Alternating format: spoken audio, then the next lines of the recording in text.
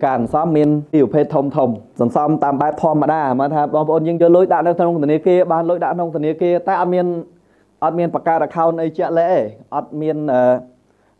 fixed deposit ទេគេហៅនេះគេហៅ FD បាទឬក៏ករណីខ្លះគេហៅ CD certificate of deposit បាទពាក្យគេ CD មាន certificate of deposit FD មានថា fixed deposit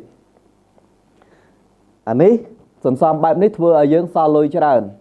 សន្សំបែបនេះសន្សំធម្មតាបានលុយមកទុកនៅក្នុងនោះទៅសន្សំធម្មតាមានន័យថាមួយឆ្នាំនៅក្នុងស្រុកខ្មែររបស់យើងភាគច្រើនហ្មង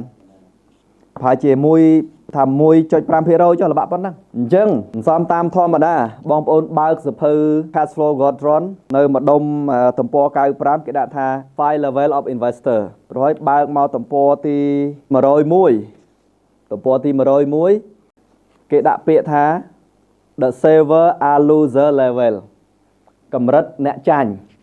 មានថាកម្រិតអ្នកសន្សំលុយឲ្យចាញ់មានន័យថាម៉េចបានគេនិយាយថាសន្សំឲ្យចាញ់បងប្អូនណាខ្លះយល់កន្លែងហ្នឹងដោយសារនៅខាងនេះក្នុងមួយឆ្នាំយើងបានរហូតដល់ប្រហែលភាគរយយើងថាបាទ5ទៅ 9% ក្នុងមួយឆ្នាំអញ្ចឹងអធិបរណានៅក្នុងស្រុកខ្មែររបស់យើងប្រហែលមួយឆ្នាំ 6% បាទ 6% មានន័យថាម៉េចបើសិនជាយើងមានលុយ$100រយៈពេល12ខែយើងយក100ដកនឹង6យល់ខ្ញុំនិយាយអត់ទេឬក៏បើសិនជារបស់មួយនេះមានតម្លៃ$100 12ខែមុន12ខែក្រោយបើសិនជាយើងចង់ទិញរបស់នេះយើងត្រូវមានប្រមាណ$106តាខ្ញុំតន់អត់ទេបងប្អូនតាខ្ញុំតន់ទេអូខេ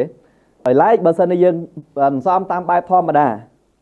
យើងមាន$100យកទៅសន្សំនៅក្នុងធនាគារមួយឆ្នាំយើងដាក់ 1.5% រួចហើយយើងដកតាក់ 6% នៃ 1.5% អញ្ចឹងបើសិនជាធៀបទៅក្នុងមួយឆ្នាំអធិបរណាមានទំនិញឡើងថ្លៃ 6% រួចហើយធនាគារឲ្យយើងតែ 1.5% អញ្ចឹងយើងហើយនឹងអធិបរណាពីណាគេឈ្នះបងប្អូនយើងជួយសរសេរនៅទីនេះយើងឈ្នះឬក៏អធិបរណាឈ្នះអញ្ចឹងការសន្សំមានការកំណត់មានពីរប្រភេទភេទទី1ភេទកបើសិនយើងសន្សំរយៈពេល5ឆ្នាំតលតែដល់ពេល5ឆ្នាំបានយើងយកអត្រាការប្រាក់អញ្ចឹងខ្ញុំប្រើពាក្យមួយគឺ maturity មួយទៀតតាមខែមានន័យថាប្រចាំខែមានន័យថា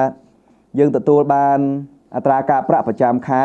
ឬក៏3ខែម្ដងហ្នឹងហើយសំណួរតើក្បួនកហើយនិងក្បួនខបងប្អូនយើងគិតថាមួយណាល្អជាងគេមួយណាល្អកឬក៏ខ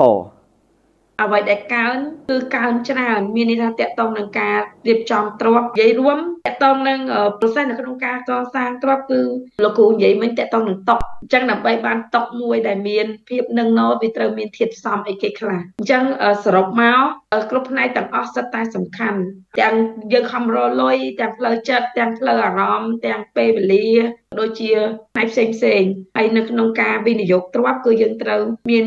កន្លែងដែលត្រូវវិនិយោគឲ្យបានត្រឹមត្រូវអ្វីដែលសំខាន់បំផុតរៀនមួយលោកគ្រូគឺមានចំណុចមួយដែលជាទូទៅគឺគាត់នឹងនិយាយតាក់ទងនឹងបញ្ហាផ្លូវអារម្មណ៍ក៏ដូចជាទំនាក់ទំនងបើសិនជាក្នុងគ្រួសារយើងមិនមានភាពទំនាក់ទំនងល្អមិនមានការស៊ីចង្វាក់គ្នាអញ្ចឹងរបៀបនៅក្នុងការកសាងទ្រព្យគឺយើងត្រូវកសាងទំនាក់ទំនងហើយនឹងនិយាយទៅគឺរវាងមនុស្សក្បែរខ្លួនអញ្ចឹង